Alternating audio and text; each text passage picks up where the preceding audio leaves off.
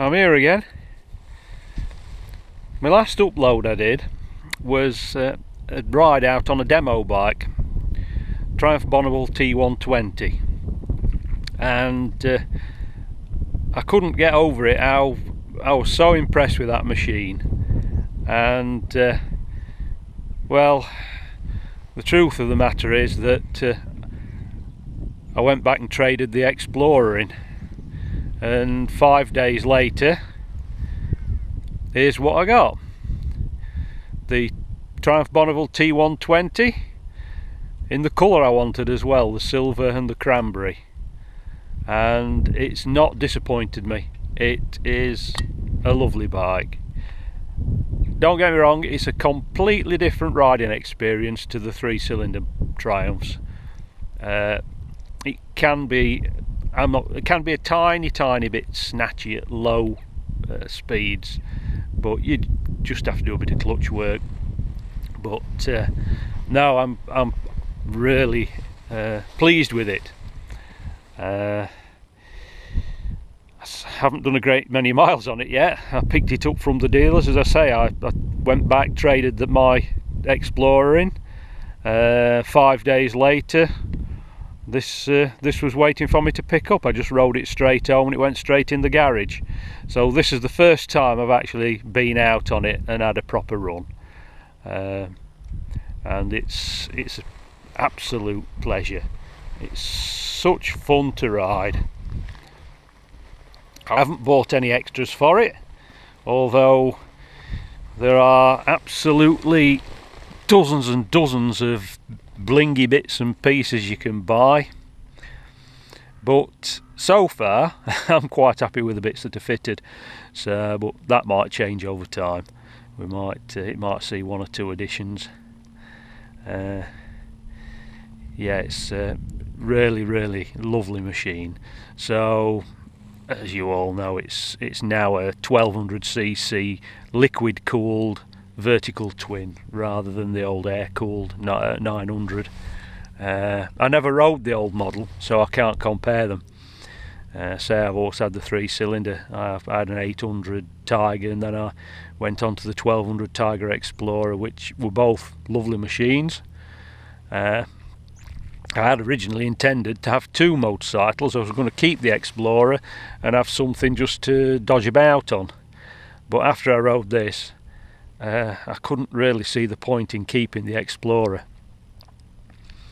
I just knew that on a nice riding day like it is today, if I was going to take a bike out, it'd be the Bonneville. The Explorer just wouldn't get used anymore, and so here she is. Bit blingy, bit of chrome, but plenty to polish and clean, no doubt. I don't know whether I'll get the different indicator stalks for it. I can't quite make my mind up. I've had the heated grips on this morning, because when I set off it were a bit cool, and they're absolutely fantastic. I couldn't get the smell of bacon out of my nostrils. I thought they were that hot. And the mirrors, I don't know about those. They're good. They don't vibrate. You get a very good clear image through them. But I might invest in something a bit more, I don't know, perhaps some of the teardrop ones or the oval ones. I'm not so keen on the bar ends, because getting in and out of the garage, it makes it that bit wider. Right, so yep, you've got the analog clocks and you've got digital readouts in each clock. Got all the stuff, distance to filling up, how much fuel you've got in the tank, what you've got the old bike set up for. This is the mode button. It's currently set at road. That's sets for rain. That's back to road. There's only two settings on this. On the Thruxton there's three. You've got a sport mode as well. You've got the hazard flashes there, electric start. I don't know whether it's common knowledge, but I was always told never ever use the kill switch. Always stop the bike with the ignition, because my dealer told me that they had a hell of a lot of bikes coming in, all Triumphs, where people had used the kill switch and it had basically scrambled the ECU, so then the bike wouldn't start at all. And they found out, or they think that it's because people are using the kill switch, so I never touched that damn thing. Right, here's the button for the heated grips. You've got low, high and off. You've got the daylight running lamp, which might be on now that I've put the ignition on. Yep, there it is, the LEDs in the bottom there.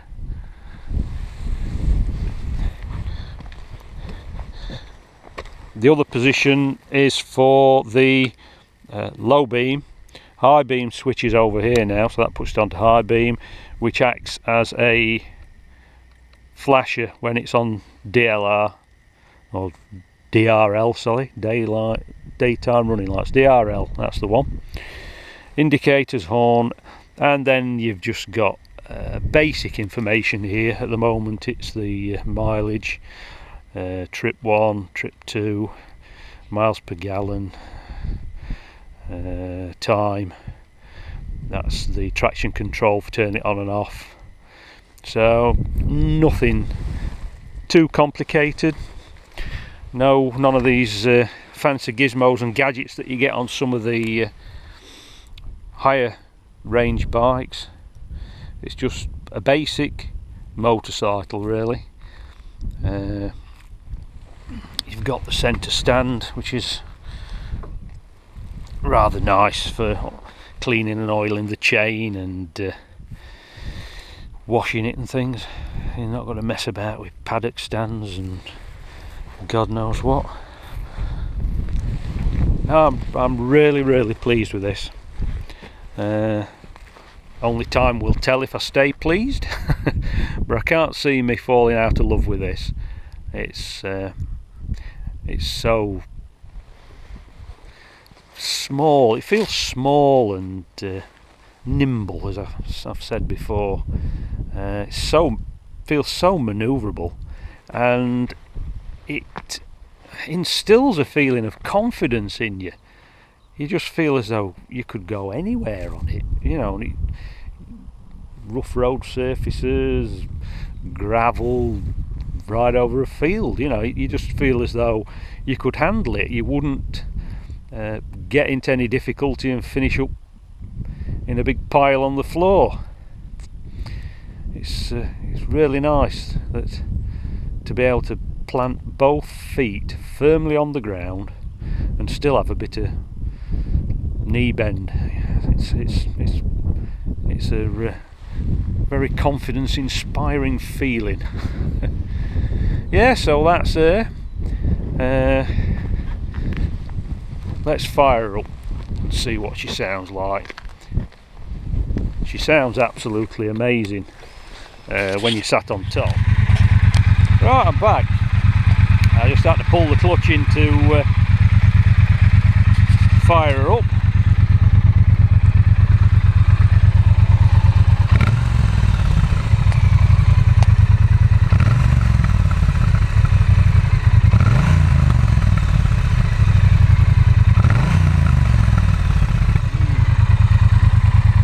A very nice sound, though I say it myself.